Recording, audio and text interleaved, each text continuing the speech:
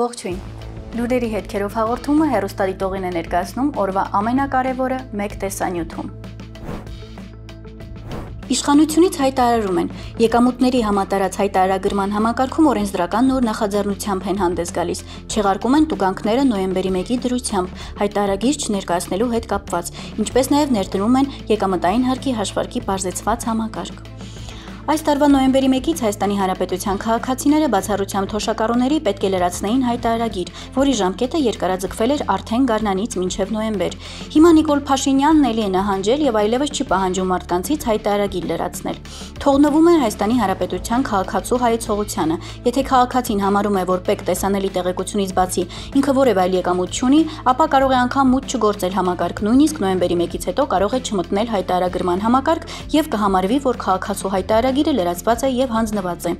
Այնինչ արդեն կա պետք տեղեկատվական շտեմարանում հենց այդ տեղեկության հիման վրա, որը տեսանելի է եղել պետքին, կփոխանցվի հայտարարագրման համակարգ ինքնաշխատ ձևով եւ հայտարարագիր չլրացնելու համար պատասխանատվություն չի սահմանվի։ Իհարկե կսահմանվի տուգանք այն մարդկանց համար, ովքեր ունեն այլ եկամուտ, բայց չեն հայտարարագրել։ Շատ կարևոր փոփոխություն ենք պատրաստվում անել ֆիզիկական անձանց եկամուտների հայտարարագրման համակարգում։ Եթե քաղաքացին գտնում է, որ պետք կողմից տեսանելի տեղեկատվությունից բացի, այսինքն աշխատավարձեր, նման այլ որևէ եկամուտ չունի եւ փաստացի ավելացնելու բաներ չունի, կարող է պարզապես մուտք չգործել այդ համակարգ եւ վերջնաժամկետից հետո նոյեմբերի 1-ից, եթե ինքն անգամ համակարգ մուտք չի գործել եւ հաստատել հայտարարագիրը, կհամարվի, որ քաղաքացու հայտարարագիրը լրացված է եւ հանձնված այն տեղեկատվության հիման վրա, որը պետական եկամուտների կոմիտեին տեսանելի է եղել։ Հայտարարել է ՔՊԱ կամ պատգամավոր Բաբկեն Թույնյանը։ Այսինքն այն անձինք, որոնք պետք է ներկայացնեին իրենց եկամուտների հայտարարագիրը, այլևս պարտադիր չէ, որ անեն անձամբ, եթե բացի աշխատավարձից չունեն այլ եկամուտ։ Հարկային մարմինը կանի այդ փոփոխությունները ձեր փոխարեն։ Մնացած հավելյալ եկամուտի դեպքում դուք պետք է անեք փոփոխությունները հայտարարագրում, այլապես տուգանքները կհետևեն ձեզ։ Հայաստանի Հանրապետության երկրորդ նախագահ Ռոբերտ Քոչարյանը մամուլի մեծ ասուլիս հրավիրեց, որտեղ ներկա էին մի շարք ԶԼՄ-ների ներկայացուցիչներ։ Ասուլիսում նա շոշափեց երկրի համար հրատապ օրակարգային հարցերը, քանի որ առաջիկայում ընտրություններն են, մեր ուշադրությունը սևեռենք հենց այս հարցի վրա։ Քոչարյանի կարծիքով վարչապետ Նիկոլ Փաշինյանը վերընտրվելու 0 շանս ունի։ Սխալվելու իրավունք չունենք, հավելել է Հայաստանի Հանրապետության երկրորդ նախագահը։ Քոչարյանը ներկայացրել է, թե Նիկոլ Փաշինյանը գալիք ընտրություններում ինչ թեզերով պետք է մասնակցի։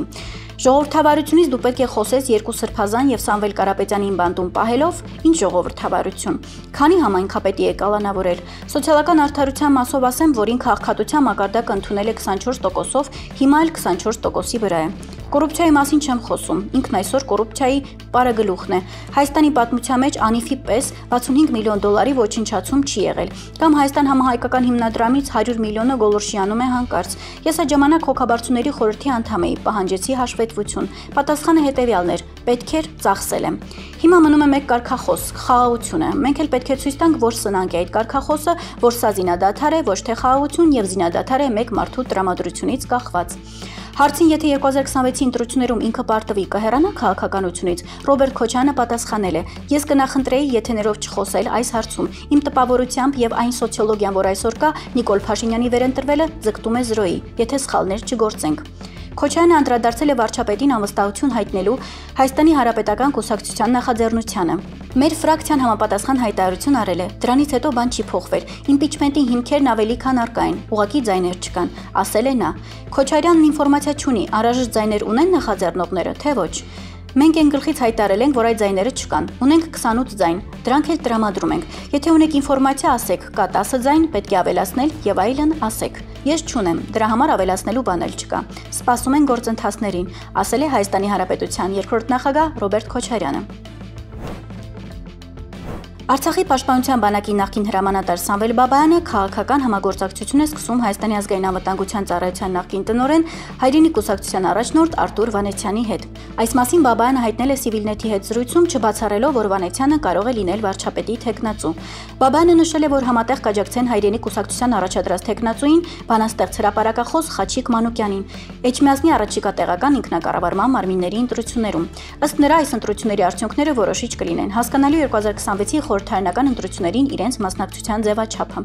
Քաղաքական դաշտում միակ երիտասարդ անձը, որին այսօր ես տեսնում եմ, Վանեցյան Արթուրն է, եւ պատրաստ եմ իրեն օգնել, որ կայանա որպես քաղաքական գործիչ, հայտարարել է Սամվել Բաբայանը։ Պատասխանելով հարցին, թե արդյոք իրեն չեն խանգարում Վանեցյանի նախկին նախագահ Սերժ Սարգսյանի հետ համագործակցության պատմությունները, Բաբայանը հայտարարել է. «Ես չեմ համարում, որ Վանեցյանը Սերժ Սարգսյանի ամենամոտ կամ հեռու մարդն է»։ Նա հավելել է, որ քննադատում է բոլոր նախկին ղեկավարների, այդ թվում երրորդ նախագահ Սերժ Սարգսյանի սխալները, սակայն դա չի կարող խոչընդոտ լինել քաղաքական նոր դաշինքների համար։ Բաբայանը հաստատել է, որ ինքը չի հավակնում վարչապետի թեկնածուի դերին, նշելով, որ կարող է դիրքավորվել երկրորդ, երրորդ, չորրորդ պլանում, հանուն ազգային միասնության։ Հարցին, թե արդյոք Վանեցյանը կարող է լինել իրենց վարչապետի թեկնածուն, նա պատասխանել է. «Կարող է եւ Արտուր Վանեցյանը լինել»։ Հայաստանի ազգային հավաքականի նախկին ֆուտբոլիստ կիսապաշտպան Հենրիխ Մխիթարյանը ներկայացրել է ինքնակենսագրական գիրքը, որն արդեն հասանելի է միջազգային գրախանութներում եւ առցանց հարթակներում։ Ինտերի ֆուտբոլիստը տեսանյութ է հրապարակել, որում ամփոփված են նրա կյանքի ամենակարևոր դրվագները։ Հենրիխ Մխիթարյանը պատմում է իր կյանքի ճանապարհի մասին հայկական արմատներից մինչև Եվրոպայի մեծագույն բեմեր։ Սա պատմություն է հոր երազանքից մինչև սեփական ժառանգության կերտում, որը հիմնված է տաղանդի, կարգապահության եւ հավատքի վրա։ Այս գիրքը ոչ միայն ֆուտբոլի, այլև կյանքի մասին է, ընդգծելով այն արժեքները, որոնք երբեք չպետք է կորցնել, քանի որ ի վերջո ամենակարևորը լավ մարդ մնալն է։ Հենրիխ Մխիթարյանի «Իմ կյանքը միշտ կենտրոնում» գիրքը հասանելի է գրախանութներում եւ առցանց հարթակներում։ Համացանցում են հայտնվել Վլադիմիր Պուտինի եւ Կաբաևայի երեխաների լուսանկարները։ Ռուսական գործակալությունը հայտնում է, որ երեխաները գրանցված են Սպիրիդոնովների կեղծ ազգանուններով՝ Պուտինի պապի Վլադիմիր Սպիրիդոնովիչի հայրանունով։ Որդիները ծնվել են 2015-19 թվականներին Շվեյցարիայում եւ Մոսկվայում եւ այժմ ապրում են մեկուսացման մեջ Վալդայի եւ Սոչիի նստավայրերում։ Նրանց համար այնտեղ կառուցվել է առանձին տուն, սպա համալիր, մանկական գոտի եւ այգի։ Հետաքննող լրագրողներ Ռոման Պադանինը եւ Միխայել Ռուբինը հայտնել են. Պուտինի եւ Կաբաևայի երեխաները նշված են որպես Իվան եւ Վլադիմիր Սպիրիդոնովներ։ Տեղի ունեցել Հայաստանի Հանրապետության վարչապետ Նիկոլ Փաշինյանի հեռախոսազրույցը Ռուսաստանի Դաշնության նախագահ Վլադիմիր Պուտինի հետ։ Հայաստանի վարչապետը Ռուսաստանի նախագահին շնորհավորել է ծննդյան օրվա առթիվ եւ բարեմաղթանքներ փոխանցել։ Կարևորելով Հայաստանի եւ Ռուսաստանի միջև հարաբերությունների հետագա զարգացումը, Փաշինյանը բարձր է գնահատել այդ զարգացման գործում Ռուսաստանի Դաշնության նախագահի անձնական ներդրումը։ Հայաստանի վարչապետ Նիկոլ Փաշինյանը Ռուսաստանի նախագահ Վլադիմիր Պուտինի հետ վերջին անգամ հանդիպել է Շանհայի համագործակցության կազմակերպության գագաթնաժողովում։ Փաշինյանն ավելի վաղ հայտարարել է, որ ուրախ է այն գործընկերության եւ երկխոսության համար, որ ձևավորվել է Հայաստանի եւ Ռուսաստանի միջև, անձնական երկխոսության համար եւ իհարկե եղբայրական երկրների միջև շատ ակտիվ երկխոսության համար։ Հայաստանի Հանրապետության երկրորդ նախագահ Սերժ Սարգսյանը չի համարում, որ Արցախի էջը փակված է։ Սերժ Սարգսյանը վկայակոչում է ԱՄՆ կոնգրեսականների առաջարկությունները կոնգրեսին, ռուսական վերլուծաբանների առաջարկները, որոնք թեև որոշիչ չեն պետությունների որոշումներում, բայց կարևոր են։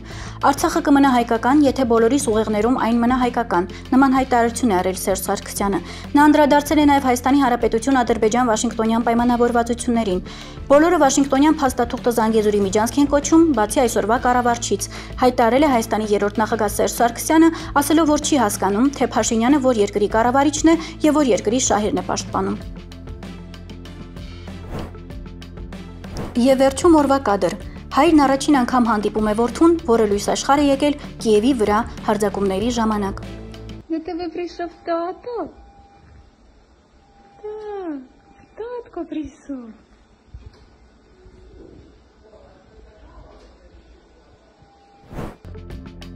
Այսօրվա համար այսքանը։ Մնացեք Փակ TV-ի հետ, լուրերի հետքերով։